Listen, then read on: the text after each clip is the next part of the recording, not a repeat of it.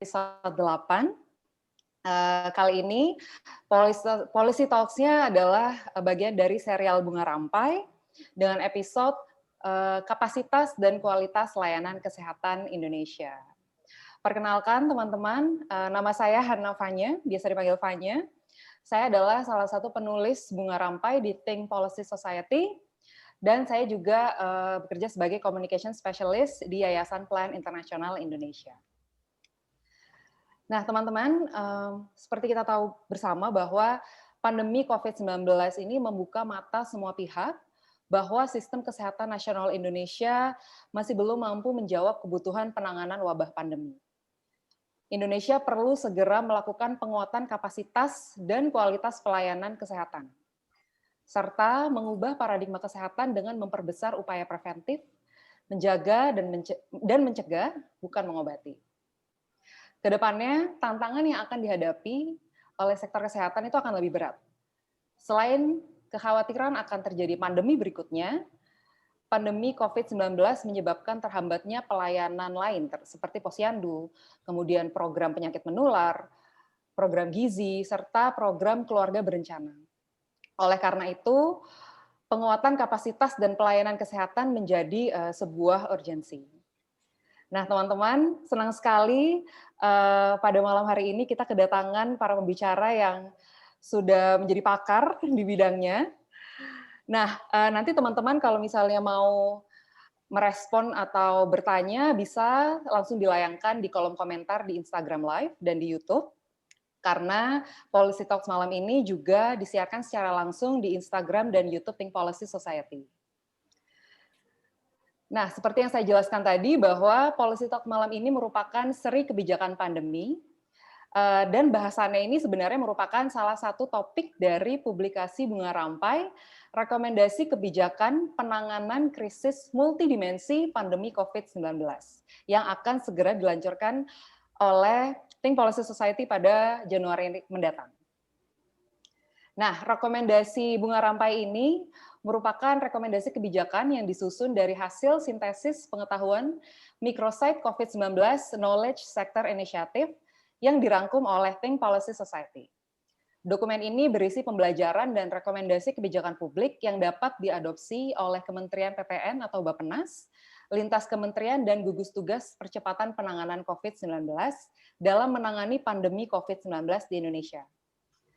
Bunga Rampai sendiri merupakan produk pengetahuan yang dibuat oleh Think Policy berkat dukungan Knowledge Sector Initiative atau KSI, yaitu kemitraan antara pemerintah Indonesia dan Australia yang mendukung pembuat kebijakan di Indonesia untuk mengembangkan kebijakan pembangunan dengan menggunakan penelitian, data, dan analisis yang lebih baik. Wow, agak panjang ya teman-teman intronya. Nah, selanjutnya nih saya excited banget nih. Saya akan memperkenalkan satu-satu pembicara kita. Yang pertama adalah Bapak Pungkas Bajuri Ali. Selamat malam Pak Pungkas. Selamat malam. Selamat Pak. Semoga dalam keadaan sehat ya Pak ya. Amin. Semoga semuanya juga sehat-sehat semua. Amin. Amin Pak. Nah Pak Pungkas ini adalah Direktur Kesehatan dan Gizi Masyarakat di Bappenas Republik Indonesia. Beliau juga terlibat aktif dalam pengembangan konsep kesehatan dan gizi dalam kerangka perencanaan nasional. Bertanggung jawab dalam penyusunan rencana pembangunan jangka menengah nasional dan rencana kerja tahunan khususnya di bidang kesehatan dan gizi masyarakat. Nah, beliau ini mendapatkan gelar PhD-nya di tahun 2013 di The Australia Demographic and Social Research Institute di Australian National University di Canberra. Kemudian beliau juga mendapatkan gelar masternya dari Rensselaer Polytechnic Institute di New York dan gelar sarjananya dari Institut Pertanian Bogor. Wow. Nah, pembicara yang kedua tidak kalah kerennya adalah Prof. Laksono Trisnantoro. Selamat malam, Prof. Selamat malam, Mbak Ana. Pak Laksono ini merupakan Ketua Board Kebijakan dan Manajemen Kesehatan serta Ketua Departemen Kebijakan dan Manajemen Kesehatan Universitas Gadjah Mada. Beliau lulus sebagai doktor dari Universitas Gadjah Mada pada tahun 1987, Magister Sains di bidang ekonomi kesehatan di Universitas York, Inggris pada tahun 1989, kemudian menyelesaikan gelar PhD di Unit Kebijakan Kesehatan London School of Economics. Beliau melakukan penelitian postdoktoral di Harvard University pada tahun 2001 hingga 2002 dan menjadi guru besar pada tahun 2006. Nah, beliau juga dinobatkan sebagai salah satu dosen terbaik, di Universitas Gadjah Mada pada tahun 2013. Keren sekali, Pak. Oke, selanjutnya pembicara perempuan kita adalah Kak Zakia Eke. Halo Kak Zakia Eke, Kak Eke panggilannya ya. Halo Penya, selamat malam. Malam. Nah, Kak Eke ini adalah peneliti kesehatan Think Policy Society dan Wakil Sekjen Ikatan Ahli Kesehatan Masyarakat Indonesia. Saat ini bekerja sebagai spesialis kesehatan ibu dan anak pada program evaluasi kesehatan ibu dan anak dari USAID. Beliau berpengalaman menyusun dokumen pembelajaran dan rekomendasi kebijakan untuk pemerintah pusat, daerah, dan donor agency, terutama dalam program surveillance, kesehatan ibu dan anak, dan percepatan pencegahan stunting. Beliau juga pernah terlibat dalam Scaling Up Nutrition Working Group untuk CSOs. Kemudian beliau juga lulus dari FKM UI, kemudian melanjutkan studi di Wageningen University di Belanda. Wow, panjang sekali. Ini bahkan udah disingkat loh perkenalan pembicaranya. Ini kalau nggak disingkat mungkin bisa semalaman ya kita bahas profil 3 pembicara keren ini. Oke, selanjutnya mungkin saya akan langsung masuk ke ranah diskusi ya, para pembicara. Mungkin saya ingatkan sekali lagi bahwa sesi Policy Talks malam ini akan berada pada durasi 1 jam. Jadi mungkin mohon maaf kalau nanti di tengah-tengah kalau saya rasa jawabannya terlalu panjang, saya mungkin akan cut ya, Bapak-bapak dan Ibu-ibu. Tapi enggak sih ya, semoga enggak. Oke, ini mungkin pertanyaan pertama saya ingin ajukan ke Prof. Laksono nih sebenarnya. Prof, salah satu kritik terhadap kesiapsiagaan pemerintah Indonesia dalam menangani pandemi ini sebenarnya ada banyak ya. Namun diantaranya adalah birokrasi yang terlalu rumit. Kemudian ini birokrasi terkait pembawaan peralatan untuk tes, kemudian membaca tes sampel, kemudian lemahnya sense of crisis pada awal pandemi, kemudian salah satunya juga knowledge management yang belum cukup terintegrasi gitu antara pusat dan daerah.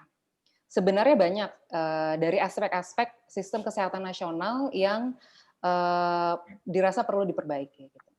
Tapi saya penasaran, nah bagaimana pandangan Prof. Laksono terhadap sistem kesehatan nasional di Indonesia, terutama dalam penanganan COVID-19, Prof? Ya, terima kasih Mbak Ana ya. Pertama memang kalau kita lihat secara menyeluruh dulu ya, sebelum kita masuk ke sistem kesehatan ya. Yang pertama bahwa COVID-19 itu penyakit yang baru ya, baru kita tahu Desember 2019 ya.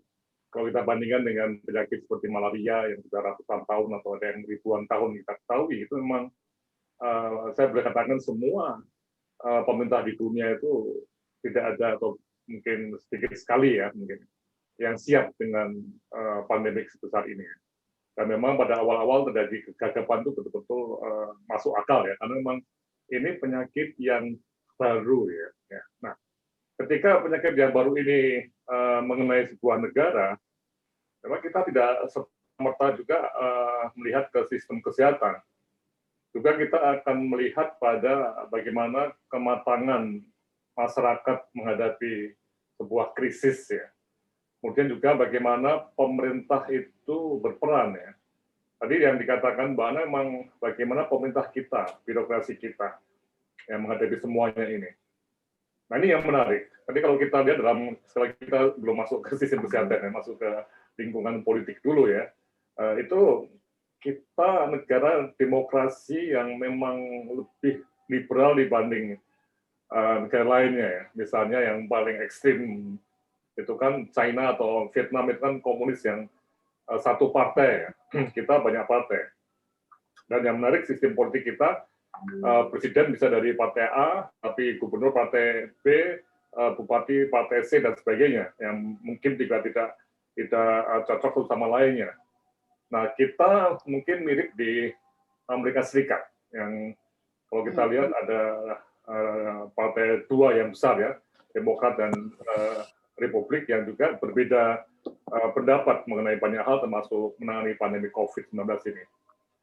Oke, jadi kalau kita lihat apa yang terjadi di Indonesia selama ini, sejak awal sampai sekarang, memang kegagapan itu jadi lebih complicated ketika terjadi sebuah situasi yang memang gaduh ya.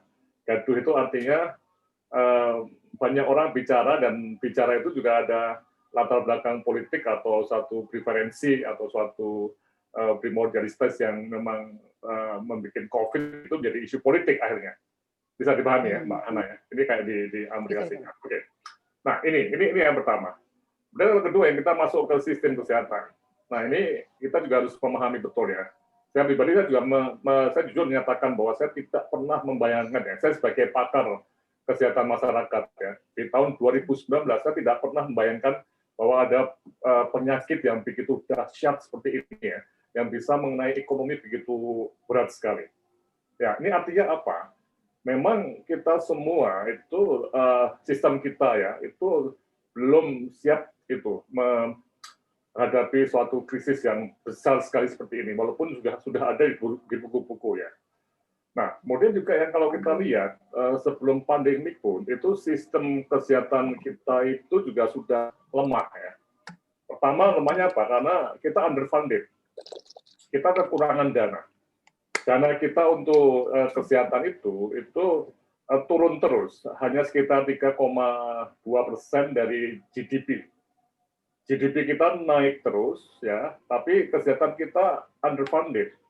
Nah, dan ini lebih parah lagi ketika underfunded tadi selama 7 tahun terakhir ya, mungkin paling banyak 4 tahun terakhir ya. Sistem kita direpotkan dengan adanya defisit BPJS yang begitu masif ya. Dan anggaran Kementerian Kesehatan kalau kita lihat itu memang meningkat, tapi meningkatnya itu untuk membayari PBI APBN yang sebagian dananya dipakai untuk menutup kekurangan atau defisit di BPJS.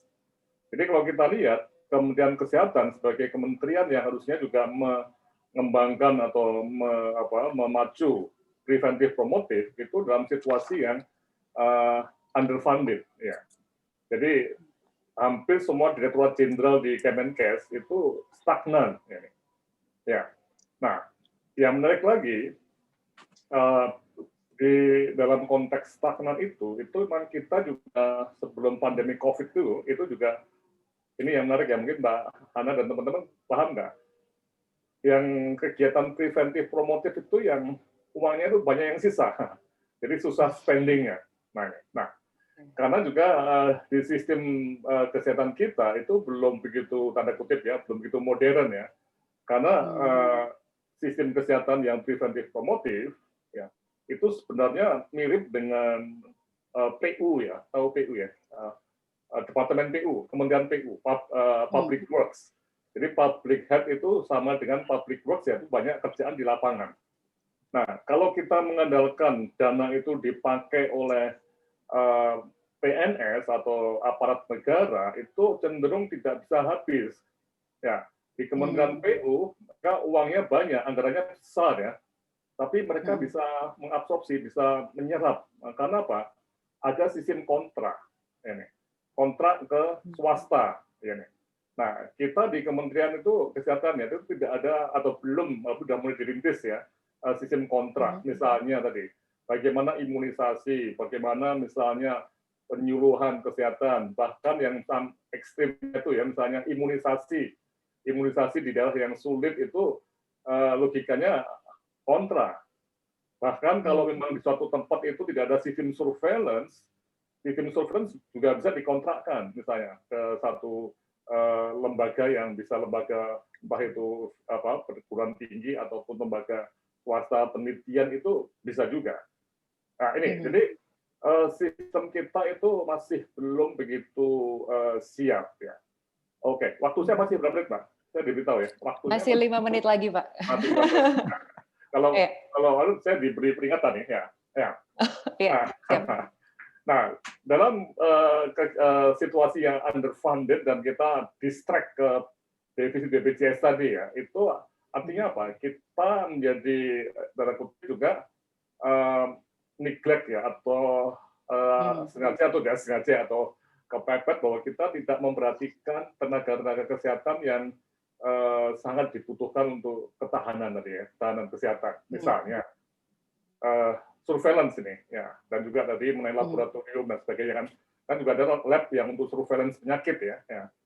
Paham ya? Nah, ini kalau kita lihat profesi epidemiologis ya, tahu ya, epidemiologis itu ahli-ahli di bidang epidemiologi ya. Dan mereka itu profesi ya, jadi ada jabatan fungsional. Dan kami punya penelitian di beberapa provinsi, itu boleh dikatakan itu punah, apa ya, habis orang-orangnya itu. Jadi mereka yang di-train epidemiologis itu bukan berfungsi sebagai epidemiologis, tapi pindah menjadi direktur rumah sakit atau menjadi kepala dinas yang tidak stay pada epidemiologinya.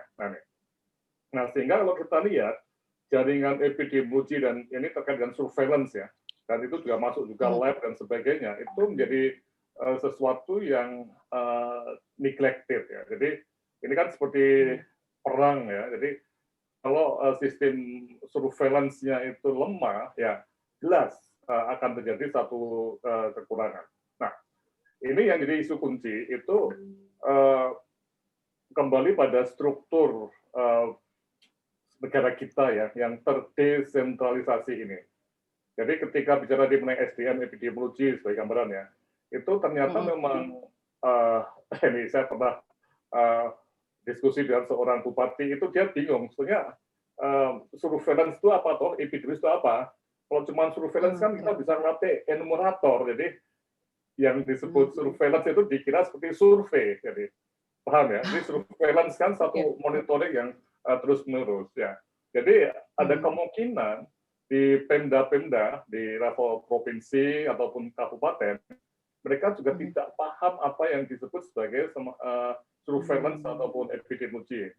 Jadi kalau mereka nggak paham, jangan diminta mereka menginvestasikan hal ini di APBD. Ya, sementara tadi APBN kita juga sulit untuk berkembang ya, karena tertekan oleh defisit BPJS.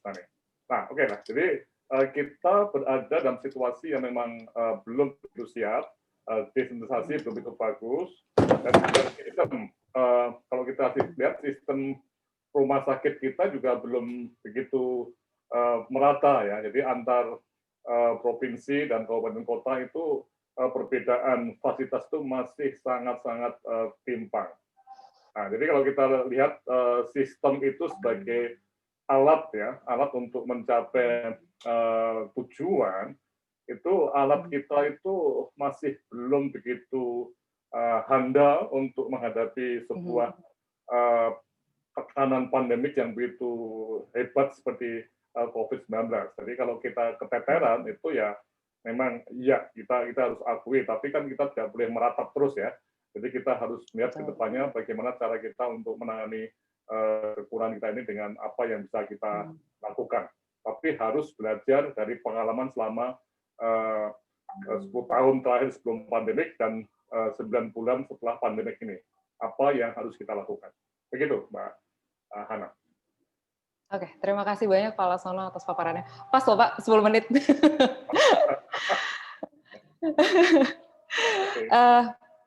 Tadi Pak Laksono sudah membahas banyak ya tentang surveillance, kemudian tentang sistem kita yang belum siap.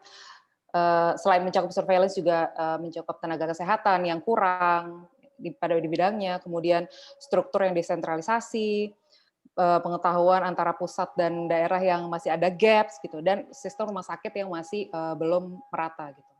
Nah, yang saya pahami bahwa pemerintah sekarang sudah melakukan penanganan pencegahan pandemi COVID-19 ini sebaik-baiknya, dan berupaya untuk memperbaiki sistem kesehatan nasional melalui reformasi SKN ya Pak. Ini pertanyaan selanjutnya sebenarnya lebih ke Pak Pungkas sih. Menurut Bapak bagaimana ini reformasi sistem kesehatan nasional saat ini untuk memperbaiki dalam kaitannya dengan respon pemerintah dalam menangani pandemi COVID-19 ini, Pak? Ya, terima kasih. Selamat malam semua para profesional muda ya di Policy. Senang saya mendapat undangan ini. Reformasi sistem kesehatan yang dirumuskan itu adalah respon sebenarnya terhadap pandemi COVID. Terhadap apa yang disampaikan oleh Prof. Laksono tadi bahwa kita masih punya banyak kelemahan kan di sistem kesehatan. Kemudian ketika pandemi COVID ini lebih-lebih lagi, terlihat lagi mana sisi-sisi yang sudah cukup established, ternyata mana yang masih kurang. Dan dengan berpengalaman itulah kemudian diciptakan reformasi sistem kesehatan. Jadi intinya reformasi sistem kesehatan itu adalah respon cepat pemerintah terhadap kondisi kesehatan, terutama ditujukan untuk menghadapi pandemi. Jadi apabila dalam suatu saat terjadi pandemi, maka kita sudah siap. Tetapi dalam perkembangannya, respon terhadap pandemi itu tidak mudah. Artinya reformasi itu akhirnya merembet kepada hal-hal lain yang memang juga diperlukan untuk penguatan sistem kesehatan. Nah, ini sebagai juga konfirmasi atau apa ya untuk teman-teman semua. Yang kita sebut dengan reformasi itu bukan berarti menggantikan sistem kesehatan. Sistem kesehatan sudah ada, komponen-komponennya sudah ada, tapi yang kita lihat bahwa dalam komponen-komponen itu banyak yang beberapa ya yang tidak responsif sekali dengan kondisi pandemi. Karena itulah dilakukan banyak perbaikan-perbaikan. Nah, ini sebagai contoh di dalam masa pandemi kan kita melihat pertama kali yang kelihatan sekali ya kalau teman-teman tahu itu kan bagaimana kasus itu menyebar dengan cepat tapi tidak terdeteksi dengan baik. Atau sebagai contoh pada saat kita pertama-tama itu melihat banyak sekali tes dilakukan, kemudian baru hasilnya terlihat seminggu kemudian. Terjadi penumpukan-penumpukan itu. Nah, ini menunjukkan bahwa sistem kesehatan kita tidak siap dengan itu. Nah, itu dari sisi detect ya. Dari health security, namanya health security atau ketahanan kesehatan, kita menghadapi itu masih cukup rentan. Nah, karena itulah kita berpikir ini ada sesuatu yang harus kita reform gitu ya. Nah, apa yang direform? Reform itu intinya ada beberapa hal. Satu, percepatan. Percepatan itu artinya sekarang biasa-biasa saja gitu ya. Sekarang dipercepat. Kemudian yang kedua, menimbulkan atau membangkitkan satu intervensi-intervensi baru yang sebelumnya tidak terlalu menjadi mainstream gitu ya. Itu sebenarnya intinya di sana. Jadi reformasi sistem kesehatan itu ada 8 area kunci yang kita identifikasi. Satu yang paling krusial itu adalah tenaga kesehatan. Jadi seperti Prof. Laksono sampaikan tadi, beberapa jenis tenaga kesehatan menurun, mungkin tidak terpenuhi dengan baik. Tapi kalau kita lihat ada suplai tenaga kesehatan yang cukup banyak, produksinya cukup banyak ya, sekolah bidan di mana-mana gitu ya. Tapi satu sisi kita juga kekurangan. Nah, jadi dengan tenaga kesehatan tadi memang sebenarnya tenaga kesehatan itu bukan reform dalam waktu cepat. Kita tidak dengan mudah, dengan cepat bisa memenuhi itu. Jadi harus jangka yang agak lebih panjang kalau kita ingin betul-betul memenuhi tenaga kesehatan ya. Jadi sebagai contoh teman-teman tahu di teman-teman yang follow Instagram ini atau mengikuti acara ini mungkin ada yang daerah timur ya. Daerah timur itu daerah yang terpencil, tertinggal, kepulauan, itu bisa jadi rumah sakitnya tidak ada spesialis, atau mungkin hanya beberapa spesialis yang ada. Sementara di Jakarta banyak sekali, kalau kita sakit datang spesialis pasti ada, walaupun antri ya. Nah, untuk memenuhi itu juga tidak mudah. Ya. Jadi ini kunci pertama. Dari sudut kesehatan, saya kira salah satu bottleneck terbesar itu di tenaga kesehatan. Karena tidak mudah, dan itu terkait dengan masalah norma perilaku ya.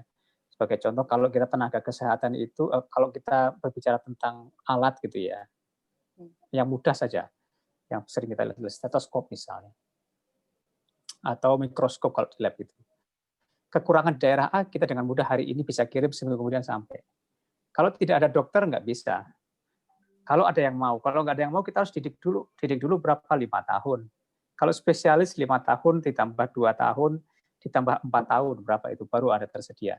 Sehingga tidak mudah. Karena itu ada reformasi yang bersifat jangka panjang, ya, tapi harus kita mulai. Kemudian yang kedua di penguatan puskesmas. penguatan puskesmas adalah kita sebut dengan penguatan frontier atau layer pertama dari pelayanan. Karena disitulah sebenarnya first point of contact masyarakat itu adalah puskesmas.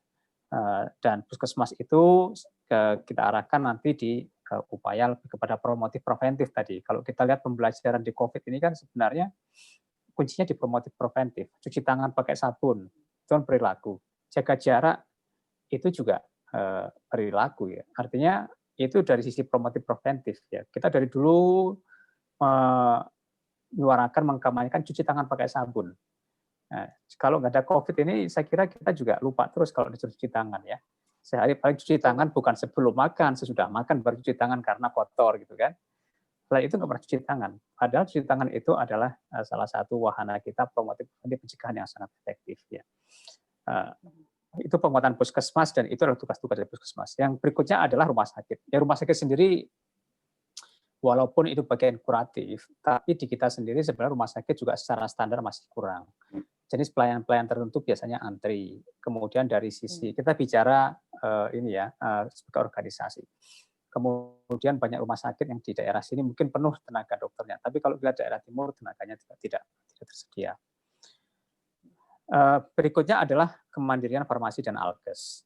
Jadi alat kesehatan. Kita tahu pertama kali COVID itu kita semua beli peralatan itu kebanyakan dari luar negeri karena dalam negeri tidak mampu. Kemudian beli ke luar negeri pun kita nggak bisa juga karena rebutan antar negara. Nah, jadi kuncinya ketika kita punya anggaran itu banyak disediakan sebenarnya waktu itu. Tetapi yang mau dibeli tidak ada.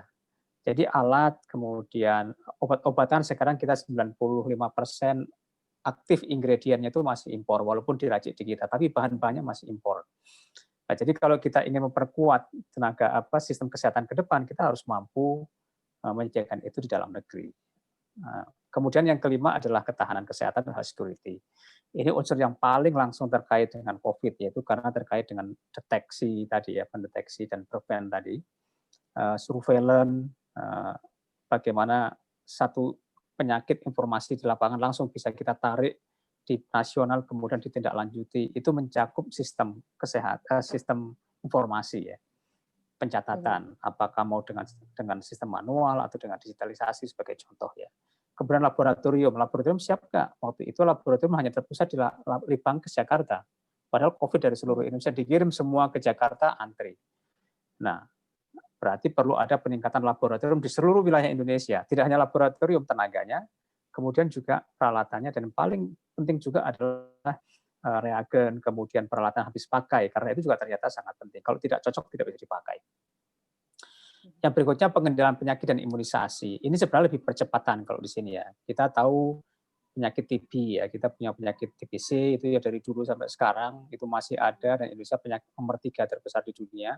Penderita TBC, penderita kusta juga nomor 3 di dunia, dan itu penyakit-penyakit itu harus digenjar. Kita punya pengalaman COVID, ini akan diterapkan untuk TBC.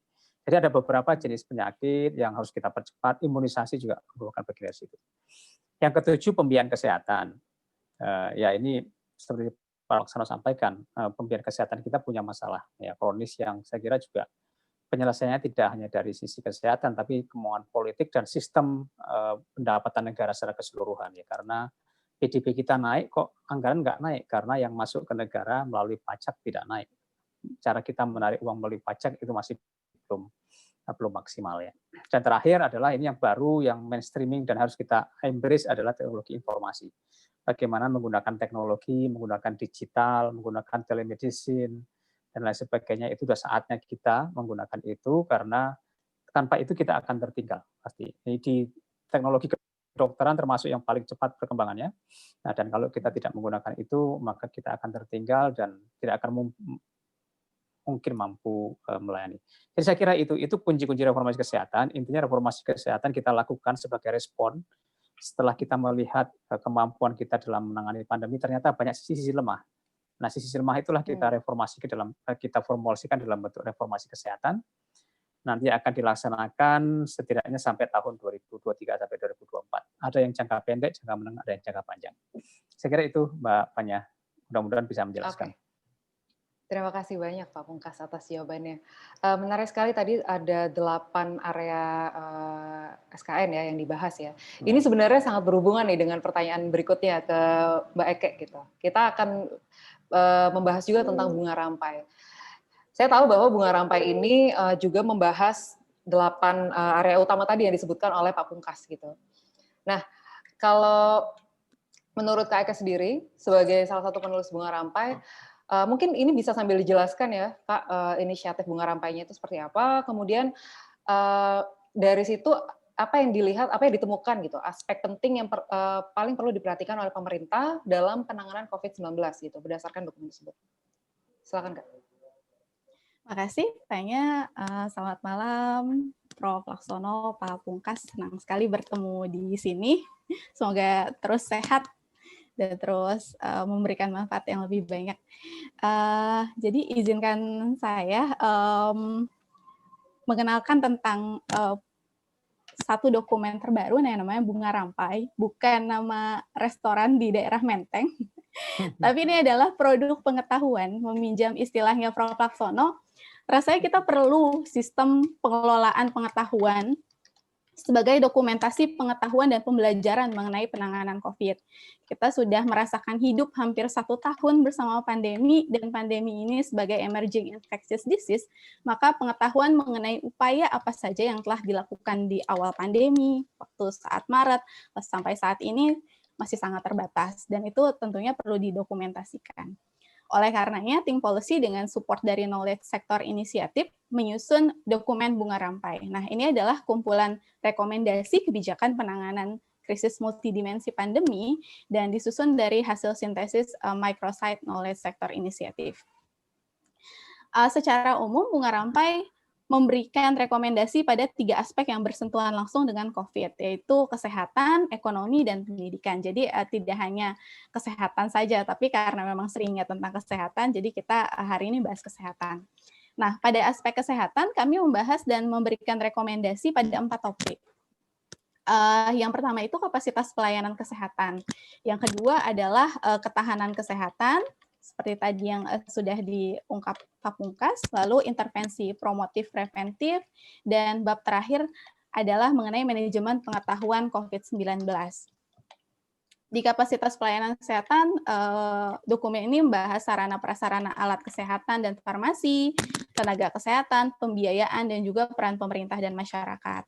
Di bab ketahanan kesehatan, dokumen ini membahas kapasitas pengujian dan surveillance.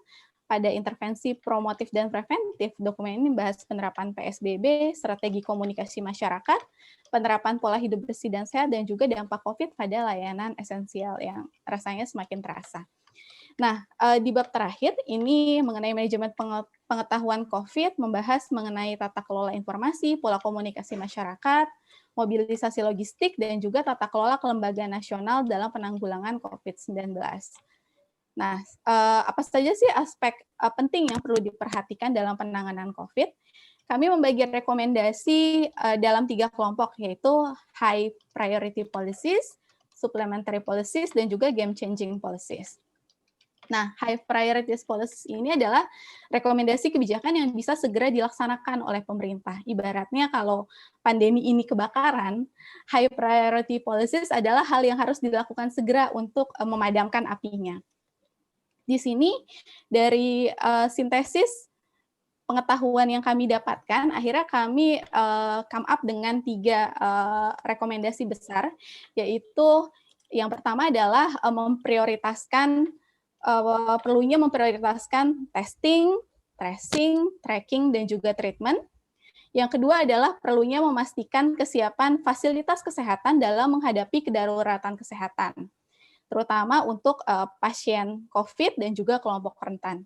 Dan yang ketiga adalah perlunya pemerintah pusat dan daerah mengedukasi, meningkatkan literasi, dan melakukan strategi perubahan perilaku di masyarakat. Nah, untuk yang pertama, untuk testing, tracing, tracking, dan treatment, kita tahu bahwa kita membutuhkan kapasitas testing yang terus meningkat, dan jumlah sampel yang diperiksa pun harus terus ditingkatkan. Nah, banyaknya jumlah sampel yang diperiksa juga tergantung pada kemampuan pelacakan kontak. Jadi kapasitas pelacakan kontaknya pun perlu ditingkatkan. Di sini, kalau menyinggung tadi reformasi sistem kesehatan, puskesmas adalah ujung tombak pelacakan kontak. Nah, puskesmas juga perlu dibantu agar dapat mencapai angka ideal pelacakan kontak erat, yaitu 1:30. Salah satunya dengan peningkatan jumlah dan kualitas tenaga surveillance puskesmas, serta memastikan kecepatan dan keakuratan input data all record di fasilitas kesehatan. Pada Juli tahun ini, Presiden Jokowi telah mencanangkan bahwa harus terus ditingkatkan kapasitas ini, testing, tracking, dan treatment, dan ada intervensi prioritas untuk 10 provinsi untuk peningkatan tenaga pelacakan kontak. Lalu untuk treatment juga diperlukan penambahan kuantitas dan daya tampung fasilitas kesehatan seperti ruang rawat inap dan juga perawatan, karena bertambahnya kasus COVID harian ya yang positif sekarang sudah lebih dari 5.000, jadi sudah tambah banyak. Karenanya perlu ditingkatkan kualitas rumah sakit rujukan pada daerah urban, dan juga kita tidak melupakan 17.000 kepulauan di Indonesia di DTPK, daerah terpencil dan kepulauan, dan juga perlu ditingkatkan fasilitas, sarana alat kesehatan, dan tenaga kesehatannya. Kalau dari segi kesiapan fasilitas kesehatan dalam menghadapi kedaruratan, kita juga perlu pemerintah memastikan terlaksananya standar pelayanan minimal atau SPM di fasilitas kesehatan, terutama pelayanan kesehatan esensial untuk kelompok rentan, semisal perempuan hamil, bayi, balita, lansia, atau orang dengan penyakit penyerta. Lalu pemerintah perlu memastikan panduan penyelenggaraan layanan kesehatan esensial dapat diterapkan. Sampai saat ini pemerintah sudah membuat beberapa panduan, tapi PR besarnya adalah apakah panduan itu berhasil diterapkan di tingkat paling dasar, misalkan puskesmas. Apakah tidak hanya sekedar panduan, tapi tenaga kesehatannya memahami misalkan bagaimana cara membuka posyandu di masa pandemi, bagaimana melakukan pemantauan pertumbuhan di masa pandemi, dan lain-lain. Lalu selain itu perlunya pelatihan dan pendampingan mengenai mekanisme penyelenggaraan layanan kesehatan di masa darurat. Jadi udah ada panduan ya, tapi tenaga kesehatannya pun perlu diedukasi nih, karena kan ini sesuatu yang baru tentunya. Pelayanan kesehatan dan juga kemampuan tenaga kesehatan pun dalam hal ini perlu di-upgrade. Nah, yang ketiga adalah yang terakhir, pemerintah pusat dan daerah perlu mengedukasi dan meningkatkan literasi dan strategi perubahan perilaku. Nah, ini jadi mungkin karena udah lama juga ya, udah kelamaan 9 bulan.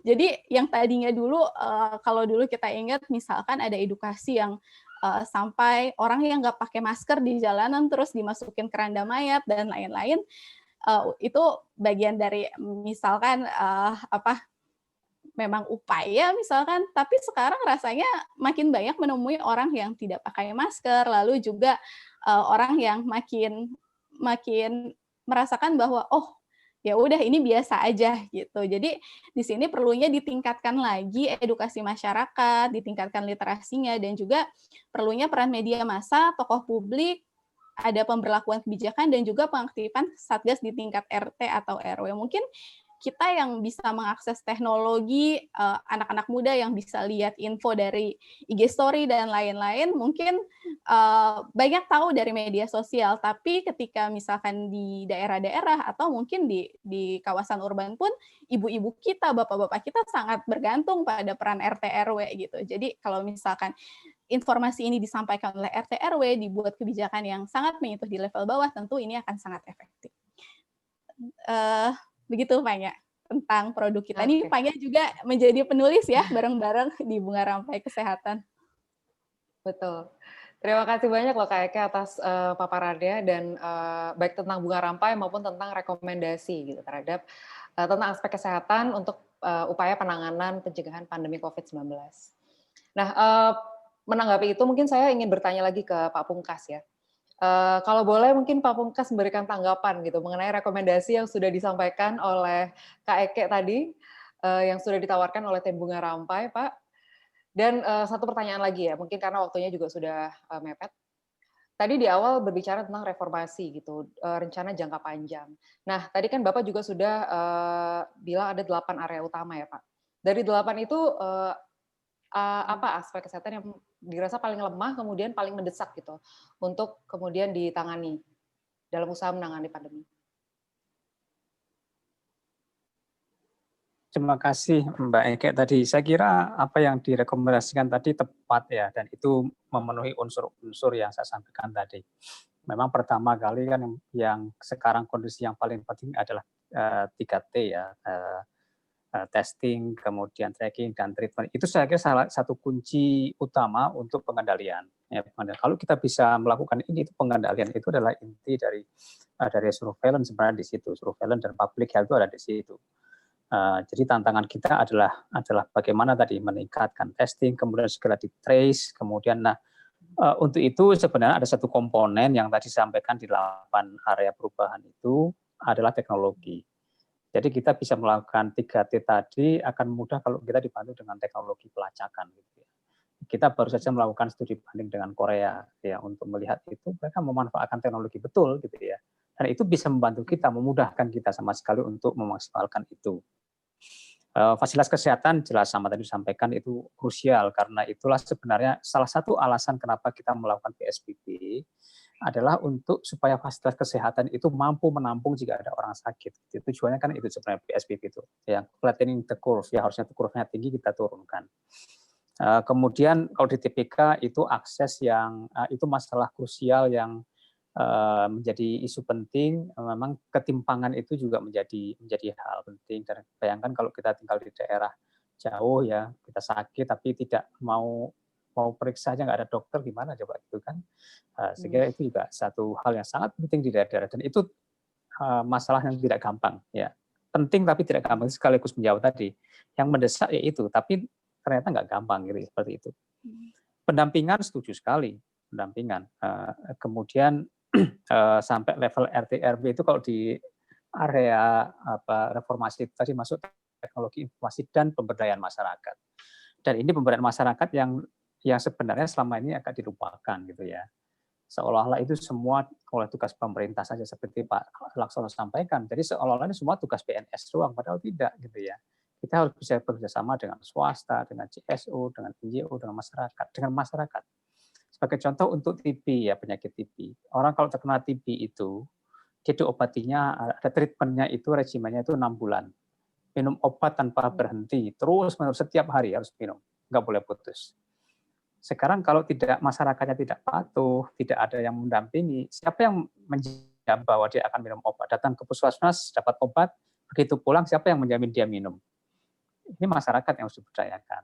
Penyakit denggi, demam berdarah denggi ya, nggak mungkin tanpa ada pemberdayaan masyarakat, nggak mungkin petugas puskesmas turun bersihin satu-satu got kemudian nyemprot, nggak mungkin. Jadi saya kira pemberdayaan masyarakat itu hal yang krusial, yang penting, dan itu bisa dimobilisasi oleh siapa saja, dan itu sangat powerful. Saya juga berharap teman-teman juga bisa itu melakukan itu. Tidak mesti di tingkat RT RW, tapi kelompok seperti ini, satu kelompok tertentu sebagai contoh untuk kelompok olahraga saja, itu sudah membantu pemerintah karena mencegah karena kita penyakit utama sekarang kan penyakit tidak menular ya.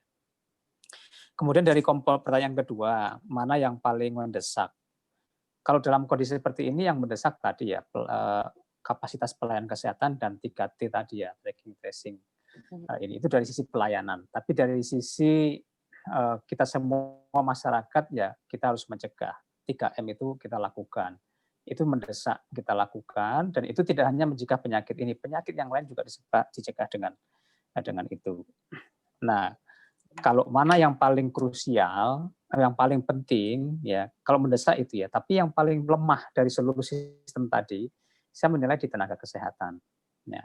Di struktur tenaga itu bagian yang paling lemah, bagian bottleneck yang saya bilang itu, dan itu tidak mudah menyelesaikannya karena semua akan tertumpung kepada sumber daya manusia. Saya kira kita dibanding dengan yang lain ya relatif dalam tanda kutip ya relatif lebih mudah intervensinya. Tapi kalau tenaga ini tidak gampang. Masalah pendidikannya, kemudian masalah kultur, masalah budaya, masalah ya macam-macam lah. Saya kira itu ya. Terima kasih Mbak Ania. Baik. Tadi jempol untuk Mbak Eke. Saya kira itu rekomendasinya cukup oke. Siap. Terima kasih Pak Mantap. Bukas. Terima kasih Pak Pungkas. Ya tadi sudah dijelaskan juga kan bahwa yang paling lemah adalah tenaga kesehatan, kemudian yang paling mendesak adalah untuk ketahanan kesehatan, terutama untuk tracing ya Pak ya, dan upaya preventif juga. Nah selanjutnya saya ingin bertanya ke Prof. Laksono nih. Tadi di bagian terakhir disebutkan juga oleh Kak Eke pada saat pemaparan bunga rampai itu tentang tata kelola manajemen pengetahuan selama pandemi gitu. Nah, sebagai pakar dalam manajemen pengetahuan kesehatan nih Pak, bagaimana Pak Laksono ini melihat urgensi bunga rampai ini sebagai produk pengetahuan? Ya, saya kira ini bagus ya, bagus sekali. Hanya nanti bunga rampai itu apakah kembali lagi pada teknologi ya, itu akan diberikan dalam format cetak buku ya, yang menurut saya itu susah nanti. Saya nggak tahu nih Bu Eka ya, apakah akan ya buku e-book bisa atau bahkan yang lebih menaik lagi itu model-model digital ya, ada e-booknya, ada bahkan video barangkali atau mungkin animasi dan sebagainya. Karena memang sekarang kalau kita bicara mengenai knowledge itu sudah bicara mengenai knowledge management ya, sudah bicara mengenai kompetisi ya, kompetisi kita sebagai produser atau penghasil knowledge itu dengan pengguna knowledge ya. Kalau kita lihat sekarang kita bisa bagus ya isinya ya, tapi kalau kemasan dan cara menyebarkannya itu tidak tepat pada masyarakat ya, masyarakat itu punya banyak pilihan. Nah itu Bu Eka. Saya mana isinya bagus sekali ya, cuman ini bagi UGM itu juga kita juga selalu bertanya-tanya, kita cetak buku, kita bikin ini itu apakah ada yang baca gitu. Nah, bikin jurnal itu ya, itu apakah ada yang baca? Karena kalau kita lihat misalnya di YouTube itu kan suka masak nggak? Itu siapa? Chef abal-abal itu bisa jutaan loh. Dia cuma bikin pitiau itu ya, atau nasi goreng model apa kebun sirih itu ya, itu bisa jutaan. Nah, karena menarik. Nah, itu. Paham ya? Baik. Paham, Pak. Baik, terima kasih Pak. Ini ide yang sangat menarik sekali ya, menjadikan bunga rampai ini jadi salah satu produk komunikasi video animasi mungkin, supaya lebih mudah dipahami oleh masyarakat.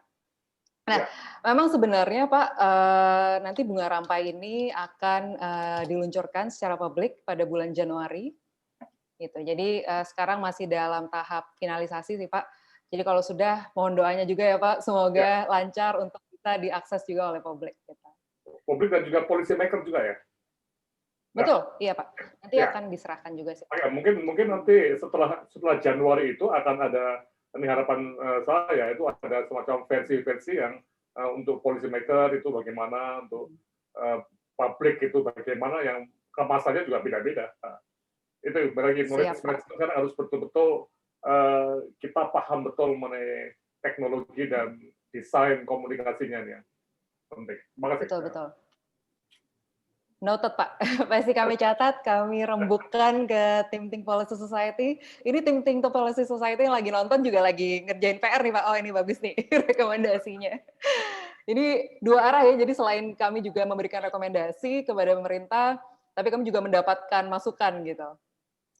Nah mungkin, maaf sekali para pembicara bahwa waktunya ini sudah sangat mepet dan udah mau habis. Jadi mungkin kita bisa langsung beralih ke closing statement kali ya. Mungkin saya akan menyerahkan 1-2 menit ke masing-masing pembicara untuk mungkin bisa menyimpulkan juga gitu untuk pada malam hari ini. Silakan untuk Kak Eke terlebih dahulu. Makasih, Pak-nya berarti ini udah mau selesai ya, Pak-nya. Iya. Jadi cepat kalau sekali waktunya. Iya, cepet banget ya, 1 jam di IG story. Jadi closing statement-nya adalah ternyata memang dokumentasi pengetahuan diperlukan, jadi biar nanti ketika berharapnya sudah selesai pandemi, tapi kita bisa mengambil pembelajaran dari pandemi ini, dan ketika nanti kalau bahasanya Pak Prof. Laksono, bencana kesehatan, ada bencana kesehatan yang lain yang mudah-mudahan juga nggak ada. Tapi kita juga bisa bersiap. Jadi kesiapan inilah yang menentukan apakah nanti kita menjadi orang-orang yang menang dalam menghadapi bencana kesehatan dan juga pandemi, atau menjadi orang-orang yang kalah, yang sudah diberikan, kita sudah mengalami situasi seperti ini, tapi menjadi orang yang tidak belajar dari pengalaman. Dan juga tentunya sangat penting kalau dari segi rekomendasi yang ditawarkan, bahwa sangat penting saat ini untuk memutus rantai penyebaran COVID, untuk memprioritaskan testing, tracing, dan tracking, dan juga kalau itu apinya sudah dipadamin, lalu korbannya dibawa kemana nih? Korbannya dibawa untuk mendapatkan pelayanan kesehatan yang memadai. Jadi tentunya sangat penting untuk meningkatkan akses dan juga fasilitas pelayanan kesehatan untuk para kaum yang memang rentan dan juga orang-orang yang terkena COVID. Seperti itu. Terima kasih, Fanya. Terima kasih, Kak Eke. Sekarang saya serahkan ke Pak Pungkas untuk memberikan closing statement, Pak. Silakan. Ya, terima kasih. Reformasi kesehatan saya kira dimulai dari kita ya. Karena prinsip satu reformasi kesehatan adalah promotif preventif, perubahan perilaku.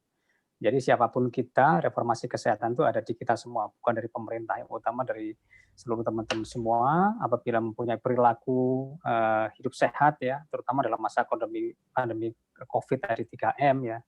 Kemudian di luar itu makan buah dan sayur dengan cukup, aktivitas berolahraga, jangan merokok ya. 3 itu insya Allah kita akan hidup sehat. Jadi itu dari situ lebih manjur itu daripada kita punya asuransi, daripada kita ke rumah sakit bertingkat 10, tapi kalau kita sudah sakit sudah nggak bisa, pasti ada yang hilang. Ya, jadi reformasi kesehatan dimulai dari perilaku kita. Kemudian yang kedua, yang penting untuk dilakukan oleh pemerintah adalah saat ini kita sedang melakukan satu perbaikan dengan melihat pembelajaran dari pandemi, apa sih yang kurang, itu yang diperbaiki. Perbaikan itu dari pemerintah ada tadi melalui 8 area tadi, melalui tenaganya kita siapkan, kemudian fasilitas, teknologi informasi, dan lain sebagainya. Tetapi komponen utama tetap tadi perilaku di masyarakat. Dan itu mudah-mudahan ke depan akan menjadi lebih bagus ya, lebih baik. Saya kira kesehatan itu adalah upaya kita bersama, bukan sektor kesehatan. Kalau sektor kesehatan itu bagian ujungnya saja. Kalau sungai itu di bagian belakangnya. Kalau atasnya kotor, ya di belakangnya menampung yang kotor-kotor semua. Tugas rumah sakit itu, tapi tugas membersihkan di hulu itu dari kita semua, dari perilaku kita, dari lingkungan kita. Saya kira generasi-generasi muda ini profesional dan pemimpin muda ini bisa menjadi pemimpin juga untuk kesehatan, karena prinsip kesehatan sekarang adalah yang kita sebut dengan One Health. Ya, One Health itu ya kesehatan itu adalah upaya bersama, bukan hanya tugas dari pemerintah, tapi tugas kita bersama. Saya kira demikian. Terima kasih. Makanya terima kasih untuk semua policy ID. Terima kasih. Think policy ID ya. Terima kasih banyak, Pak Pungkas. Selanjutnya silakan Pak Laksono untuk memberikan closing statement. Ya, terima kasih. Ya, untuk closing statement-nya, saya berharap ini ya. Jadi supaya bangsa kita itu jangan sampai semua orang itu bertumpu pada pemerintah ya. Karena pemerintah itu tidak akan kuat untuk menanggung semua beban terkait dengan kesehatan dan juga apalagi pandemi ini ya. Nah, sehingga sebagian dari masyarakat yang mampu itu mari kita berdiri di kaki sendiri ya. Ya, untuk apa istilahnya itu mengusahakan pendanaan untuk kesehatan ya. Jangan merepotkan pemerintah karena pajak kita yang dibayar ke pemerintah itu nggak begitu banyak ya. Kemudian juga bagi semua orang untuk meringankan beban pemerintah dan semuanya itu juga kita harus betul tadi yang Pak Pungkas katakan ya, harus menginvestasi atau memperhatikan kesehatan diri sendiri dan keluarga. Nah, ini tidak merokok, jangan minum makanan yang bermanis-manis atau apa gula-gula ya, jangan bergadang, macam-macam ya yang harus kita lakukan ya. Nah, dengan cara seperti ini itu mungkin akan membantu semuanya, karena kalau semua beban itu ditumpahkan ke pemerintah nggak akan mampu. Kemudian terakhir dalam konteks informasi knowledge ini, kita juga berharap semua pihak juga menahan diri untuk tidak perang opini ya, sebut opini karena jarang yang punya penelitian ya, yang dilakukan oleh para ahli juga, oleh para tenaga-tenaga medik ataupun dosen-dosen peneliti ya tentang sesuatu yang belum betul benar ya. Jadi mari kita kurangi kegaduhan untuk mencari solusi yang baik untuk bangsa kita. Itu yang sangat penting juga. Jadi knowledge management jangan sampai menjadi kegaduhan baru ya, apalagi ditambah politik. Oke, terima kasih sekali. Wah. Baik, terima kasih banyak para pembicara atas closing statement-nya. Kalau boleh saya simpulkan ya, mohon izin, pada malam hari ini kita sudah bisa mengetahui nih bahwa sistem kesehatan kita ini masih belum siap sebenarnya untuk menangani penyakit baru seperti pandemi COVID-19. Selain reformasi yang merupakan rencana jangka panjang pemerintah, kita juga perlu mengambil langkah cepat untuk memperbaiki aspek-aspek yang paling mendesak, kemudian paling lemah gitu, di antara sistem kesehatan nasional. Nah, pemerintah melakukan perbaikan sistem kesehatan ini dengan melihat pembelajaran yang terjadi selama pandemi. Dan reformasi kesehatan ini sebenarnya bukan hanya tugas pemerintah, tapi juga tugas masyarakat. Jadi mari kita bersama-sama mencegah, kita juga punya perannya masing-masing untuk kemudian mencegah penyebaran pandemi COVID-19. Seperti itu. Nah, selanjutnya mungkin sebagai simbolik ya, sebelum saya menutup acara ini, kami dari Think Policy Society dan Knowledge Sector Initiative akan menyerahkan draft bunga rampai bab 1 sampai 4, yaitu aspek kesehatan kepada Bapak Pungkas Bajuri Ali sebagai Direktur Kesehatan dan Gizi Masyarakat Bappenas Republik Indonesia. Nanti kami akan mengirimkan lewat email ya Pak ya. Terima kasih. Mohon dibaca. Semoga ini juga bisa membantu dan semoga bisa dipertimbangkan juga dalam upaya mereformasi sistem kesehatan kita. Nah, selain kami serahkan ke Bappenas, nanti teman-teman juga akan bisa mengakses rekomendasi kebijakan penanganan krisis multidimensi pandemi COVID-19 atau bunga rampai di website thinkpolicy.id. Insya Allah pada bulan Januari 2021. Jadi nanti teman-teman tunggu ya update-nya di Instagram-nya Think Policy ID. Sebagai pengingat, bunga rampai ini adalah rekomendasi kebijakan yang disusun dari hasil sintesis pengetahuan microsite COVID-19 KSI yang dirangkum oleh Think Policy Society. Topik-topik yang dibahas tidak hanya mencakup aspek kesehatan, tapi juga mencakup aspek ekonomi, pendidikan, dan sosial budaya. Pengerjaan bunga rampai didukung oleh Knowledge Sector Initiative sebagai kemitraan antara pemerintah Indonesia dan Australia yang mendukung pembuat kebijakan di Indonesia untuk mengembangkan kebijakan pembangunan dengan menggunakan penelitian, data, dan analisis yang lebih baik. Kalau gitu saya tutup Think Policy episode 8 malam ini teman-teman. Terima kasih banyak para pembicara sudah menyempatkan waktunya untuk kita berdiskusi mengenai kapasitas dan kualitas layanan kesehatan Indonesia. Terima kasih juga untuk teman-teman sudah menyaksikan Think Policy Talks pada malam hari ini. Nanti rekamannya akan ada di Instagram dan YouTube Think Policy. Jangan lupa stay tune di Instagram juga, Instagramnya Think Policy ID, untuk mendapatkan update-update mengenai berbagai kegiatan nih. Seperti diantaranya Policy Talks, seperti pada malam hari ini, kemudian nanti ada Ruang Tengah, kemudian ada Think Policy Bootcamp volume selanjutnya, dan akan ada peluncuran bunga rampai. Terima kasih banyak teman-teman, selamat malam. Terima kasih para pembicara. Selamat Malam. Terima kasih Pak Sarsono. Pak Pungkas. Terima kasih Pak Pungkas. Pak, sama-sama Pak. Mbak Ika. Terima kasih Pak, senang sekali. Baik, ketemu lagi. Pamit. Ya. Ya.